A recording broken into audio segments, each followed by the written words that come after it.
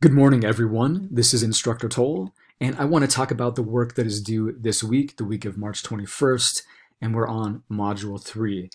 At this point, you should have submitted your brainstorming topic discussion and have an idea of the topic that you want to pursue for the problem analysis. So you should have received feedback from me and probably your peers and your writing mentor as well. You'll want to make sure to submit the peer responses. So you'll go here and read the instructions. You want to provide feedback on at least 2 of your peers' posts using this approach, the 3CQ approach. This is an example here. And so you'll read the instructions and you'll click previous, and this will take you right back to the discussion board where you can reply to 2 peers, and you can see how your peers have already replied to others. There are a couple more assignments due this week. We're working on the analysis plan, and hopefully you've seen my announcements about this. If you haven't yet, you want to take a look at the assignment overview. The analysis plan is kind of an abstract discussion / outline for your Project 1 analysis.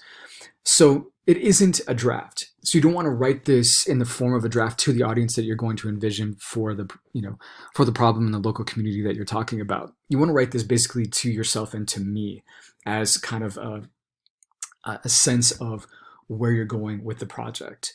So you want to tell me what the problem is and the different parts of the problem. And in this section, you can formulate this as a cause and effect relationship. Here are the causes of this particular problem, right? Or the effects of this particular problem. You can, discuss the problem in terms of who it affects, the stakeholders. You could discuss the different component parts of the problem, right, in a different way. Or you could combine those strategies. So those are the kind of basic frameworks for the way that you'll discuss the problem. You want to tell me who the audience is. And the audience for this piece should be somebody or a group of people within the local community or workplace here. So it shouldn't be the general public. It shouldn't be an external audience. It should be a group of people who really need to know this problem in more detail, to need to understand it in a deeper and more complex way. So for example, like local citizens in your town, or the city council or a school board, or a specific demographic or group of people who don't quite understand the problem well enough. And you want to think about who is in the most need of this information, right? So you want to talk about your purpose, what you want to accomplish with this. You want to have a working thesis, which is kind of a preliminary statement of what you want to convey in the piece, right? You're not giving any advice at this point. You're saying that, here's the problem, and you might want to talk about the component parts of the problem or the cause and effect relationship in the thesis statement.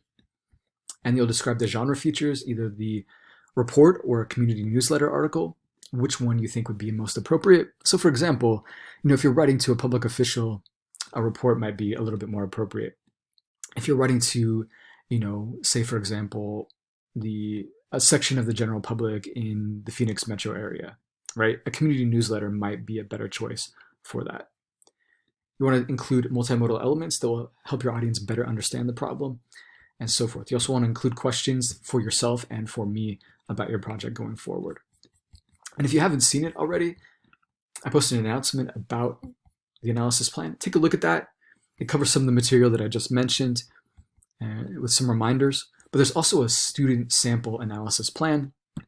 And of course, the way you write this, your topic, the tone and the style that you use is probably going to be different. But in some way, your analysis plan should follow this format where you go and talk about the different component parts of the analysis plan like this and label them accordingly. Now, you don't have to do it like this where you have highlighted text. You could just use section headers with bolded text or some other strategy. But it should be clear to me which parts of the analysis plan that you're talking about at any given point, right?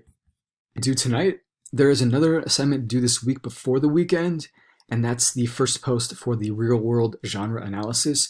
We're going to find an actual real-world professional example of the genre that you're going to be working with, either a formal report or a community newsletter.